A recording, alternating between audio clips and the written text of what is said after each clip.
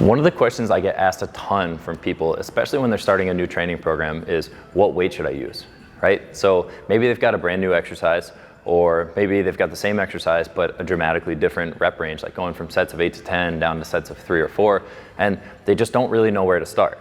Okay, so what I try to do is I sort of build this into the training program as a part of the process. So your week 1, say you're doing 3 sets and your rep range is sets of 5, right?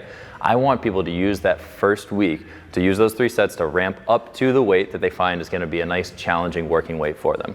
So first set might be a little bit easy, second one gets a little bit more challenging, third set you get to that weight where maybe you've got 2, maybe 3 reps in reserve and it's a good challenge for you there, right?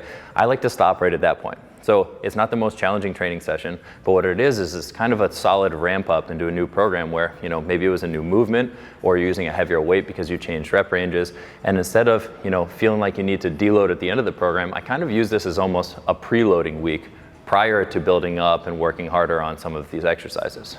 Okay.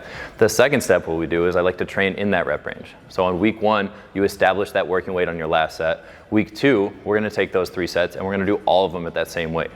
Right? So you didn't go any heavier on weight this week, but what you did is you did more working sets at your heavier load, so your overall training volume is a little bit higher there. Okay?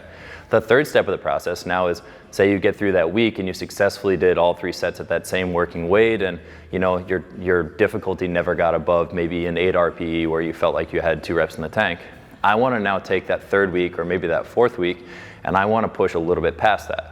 So maybe your plan is you do your first 2 working sets at the same weight, and then you take your 3rd set and you try to do something a little bit heavier than you did before, right? So you get sort of this step process where we ramp up to things, we train at it, and then we ramp up again.